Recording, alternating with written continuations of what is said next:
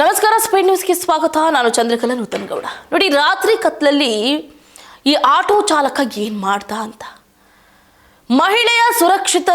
ಮಹಿಳೆಯನ್ನ ಸುರಕ್ಷಿತವಾಗಿ ಕಳಿಸುವುದಕ್ಕೆ ಆಕೆ ಬಸ್ ಏರುವವರೆಗೂ ಕೂಡ ಕಾದು ನಿಂತಿದ್ದಾನೆ ಈ ನಿಜವಾದ ಹೀರೋ. ಹೌದು, ಇಂದಿನ ಧಾವಂತದ ಜಗತ್ತಿನಲ್ಲಿ ನಾವೆಲ್ಲರೂ ನಮ್ಮ ಕೆಲಸಗಳಲ್ಲಿ ಬಿಸಿ ಆಗಿರ್ತೀವಿ. ರಸ್ತೆಯಲ್ಲಿ ಯಾರಿಗೇನಾದರೂ ಸಹಾಯ ಬೇಕಿದ್ರೂ ತಿರುಗಿ ನೋಡದ ಹಾಗೆ ಹೋಗುವವರ ಸಂಖ್ಯೆ ಹೆಚ್ಚಾಗ್ತಾ ಇದೆ. ಅದರಲ್ಲೂ ಹೆಣ್ಣು ಮಕ್ಕಳ ಸುರಕ್ಷತೆಯ ಬಗ್ಗೆ ದಿನನಿತ್ಯ ಆಘಾತಕಾರಿ ಆತಂಕಕಾರಿ ಸುದ್ದಿಗಳನ್ನೇ ಕೇಳುವ ನಮಗೆ ಸಮಾಜದಲ್ಲಿ ಒಂದು ಕಡೆ ಹೇಗಾಗ್ತಿದೆ ಅಂತಂದ್ರೆ ಒಳ್ಳೆಯವರೇ ಇಲ್ವೇನೋ ಅಂತ ಅನ್ಸ್ಬಿಡುತ್ತೆ. ಆದರೆ ತಮಿಳುನಾಡಿನಲ್ಲಿ ಇತ್ತೀಚೆಗೆ ನಡೆದ ಒಂದು ಹೃದಯ ಸ್ಪರ್ಶಿ ಘಟನೆ ಈ ಜಗತ್ತಿನಲ್ಲಿ ಮಾನವೀಯತೆ ಇನ್ನೂ ಜೀವಂತವಾಗಿದೆ ಅನ್ನೋದನ್ನ ಸಾಬೀತುಪಡಿಸಿದೆ. ನೋಡಿ, ರಾತ್ರಿ ಕಗ್ಗತ್ತಲಲ್ಲಿ ಅಪರಿಚಿತ ಹೆಣ್ಣು ಮಗಳೊಬ್ಬಳನ್ನ ತನ್ನ ಸ್ವಂತ ಮಗಳಂತೆ ಭಾವಿಸಿ ಆಕೆ ಸುರಕ್ಷಿತವಾಗಿ ಬಸ್ ಹತ್ತೋವರೆಗೂ ಕೂಡ ಕಾವಲು ನಿಂತಿದ್ದಾರೆ ಒಬ್ಬ ಹಿರಿಯ ಆಟೋ ಚಾಲಕರು.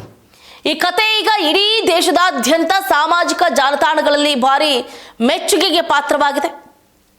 ಒಬ್ಬ ಸಾಮಾನ್ಯ ವ್ಯಕ್ತಿ ಈ ಘಟನೆಯನ್ನ ಎಷ್ಟು ಹೆಮ್ಮೆಯಿಂದ ಮತ್ತು ಆಪ್ತವಾಗಿ ನೋಡ್ತಾನೋ ಅದೇ ಶೈಲಿಯಲ್ಲಿ ಈ ಲೇಖನವನ್ನ ನಿಮಗಾಗಿ ಪ್ರಸ್ತುತಪಡಿಸ್ತಾ ಇದ್ದೀವಿ. ಹಾಗಾದ್ರೆ ಯಾರು ಆ ಚಾಲಕ ಮತ್ತು ಆ ಮಹಿಳೆ ಅಂತ ನೋಡೋದಾದ್ರೆ, ಸಾಮಾಜಿಕ ಜಾಲತಾಣಗಳಲ್ಲಿ ವೈರಲ್ ಆಗಿರುವ ಮತ್ತು ನೆಟ್ಟಿಗರ ಕಣ್ಣಾಲಿಗಳನ್ನ ಒದ್ದೆ ಆಗಿಸಿರುವ ಈ ಘಟನೆಯ ಪ್ರಮುಖ ವಿವರಗಳನ್ನ ಗಮನಿಸಬಹುದಾಗುತ್ತೆ. ಆಟೋ ಚಾಲಕನ ಹೆಸರು ತಮಿಳುನಾಡಿನ ಒಬ್ಬ ಹಿರಿಯ ಆಟೋ ಚಾಲಕ. ಇವರನ್ನ ನೆಟ್ಟಿಗರು ಮಾನವೀಯತೆಯ ಪ್ರತಿರೂಪ ಅಂತ ಕರೀತಾ ಇದ್ದಾರೆ. ಇನ್ನು ಮಹಿಳೆಯ ಹೆಸರು ತಮಿಳುನಾಡಿನ ಒಬ್ಬ ಖಾಸಗಿ ಸಂಸ್ಥೆಯ ಉದ್ಯೋಗಿ, ಪ್ರಯಾಣಿಕಿ ಮಹಿಳೆ.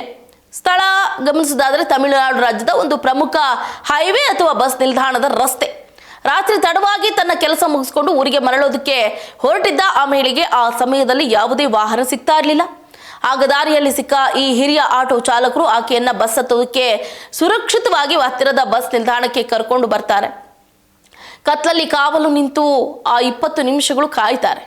ಆಟೋ ಚಾಲಕರು ಮಹಿಳೆಯನ್ನ ಬಸ್ ನಿಲ್ದಾಣಕ್ಕೆ ಕರೆತಂದು ಬಿಟ್ಟಾಗ ಸಮಯ ಆಗ್ಲೇ ರಾತ್ರಿ ಆಗಿತ್ತು. ಸುತ್ತ ಕತ್ತಲು ಆವರಿಸಿತ್ತು. ಅಂಗಡಿ ಮುಂಗಟ್ಟುಗಳೆಲ್ಲ ಮುಚ್ಚಿದ್ವು ಮತ್ತು ರಸ್ತೆಯಲ್ಲಿ ಜನವೇ ಇಲ್ಲದೆ ಸಂಪೂರ್ಣ ನಿರ್ಜನ ವಾತಾವರಣ ನಿರ್ಮಾಣ ಆಗಿತ್ತು. ಸಾಮಾನ್ಯವಾಗಿ ಆಟೋ ಚಾಲಕರು ಪ್ಯಾಸೆಂಜರ್ಗಳನ್ನ ಇಳಿಸಿ ಹಣ ಪಡ್ಕೊಂಡು ಅಲ್ಲಿಂದ ಹೊರಟೋಗ್ಬಿಡ್ತಾರೆ. ಆದರೆ ಈ ಹಿರಿಯ ಚಾಲಕ ಹಾಗೆ ಮಾಡಲಿಲ್ಲ. ಅಲ್ಲಿನ ಪರಿಸ್ಥಿತಿಯನ್ನ ನೋಡಿದ ಅವರಿಗೆ ಆ ಒಂಟಿ ಮಹಿಳೆಯನ್ನ ಅಲ್ಲೇ ಬಿಟ್ಟು ಹೋಗೋದಕ್ಕೆ ಮನಸ್ಸು ಬರಲಿಲ್ಲ. ಆಕೆಗೆ ಯಾವುದೇ ಅಪಾಯ ಆಗಬಾರದು ಅಂತ ನಿರ್ಧರಿಸಿದ ಅವರು ತಮ್ಮ ಆಟೋವನ್ನೇ ಅಲ್ಲೇ ನಿಲ್ಲಿಸ್ತಾರೆ. ಮಹಿಳೆಗೆ ಧೈರ್ಯ ತುಂಬುತ್ತಾ, ಅಮ್ಮ ನೀನು ಹೆದರಬೇಡ, ಬಸ್ ಬರೋವರೆಗೂ ಕೂಡ ನಾನು ಇಲ್ಲೇ ಇರ್ತೀನಿ, ನೀನು ಅದಾದ ನಂತರ ಹೊರಡು ಅಂತ ಹೇಳಿ ಧೈರ್ಯವನ್ನು ತುಂಬುವಂತಹ ಕೆಲಸವನ್ನ, ಒಂದು ಮಾನವೀಯತೆ ಮೆರೆದಿರುವಂತಹ ಕೆಲಸವನ್ನ ಆಟೋ ಚಾಲಕ ಅಂದರೆ ಹಿರಿಯ ಆಟೋ ಚಾಲಕರು ಮಾಡಿರ್ತಾರೆ. ನಿಜಕ್ಕೂ ಕೂಡ ಇದು ಅಪ್ರಿಷಿಯೇಟ್ ಮಾಡುವಂತಹ ಕೆಲಸನೇ. ಹೆಣ್ಣು ಮಕ್ಕಳಿಗೆ ಸುರಕ್ಷತೆನೇ ಇಲ್ದಂಗಾಗಿ ಹೋಗಿದೆ. ರಾತ್ರಿ ಇಲ್ಲಿ ಬೆಳಗಿನ ಜಾವ ಬೆಳಕಿದ್ದಾಗಲೇ ಹೆಣ್ಣು ಮಕ್ಕಳ ಮೇಲೆ ದೌರ್ಜನ್ಯಗಳು, ಲೈಂಗಿಕ ದೌರ್ಜನ್ಯ ಅಥವಾ ಕೊಲೆಗಳು, ರೇಪ್ಗಳು ಆಗ್ತಾ ಇದೆ. ಆದರೂ ಕೂಡ ತಡರಾತ್ರಿಯಲ್ಲಿ ಹೆಣ್ಣು ಮಗಳ ರಕ್ಷಣೆಗಾಗಿ ಈ ಆಟೋ ಚಾಲಕ ಕಾದು ನಿಂತು ಆಕೆಯನ್ನು ಬಸ್ ಹತ್ತಿಸಿ ಕಳಿಸಿರೋದು, ಸುರಕ್ಷಿತವಾಗಿ ಕಳಿಸಿರೋದು ನಿಜಕ್ಕೂ ಕೂಡ ಒಂದು ಹ್ಯಾಟ್ಸ್ ಆಫ್ ಅನ್ನ ಹೇಳಲೇಬೇಕಾಗುತ್ತೆ.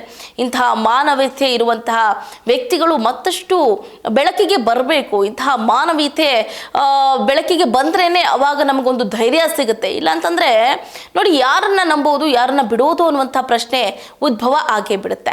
ನಿಜಕ್ಕೂ ಕೂಡ ಹೆಮ್ಮೆಯ ಸಂಗತಿ ಅಂತಾನೆ ಹೇಳ್ಬೋದು. ಇಂತಹ ನೀಚ ಸಮಾಜದಲ್ಲಿ ಇಂತಹ ಒಬ್ಬ ಮಾನವೀಯತೆ ಮೆರೆದಂತಹ ವ್ಯಕ್ತಿಯನ್ನ ನೋಡ್ತಾ ಇರೋದ್ರಿಂದ.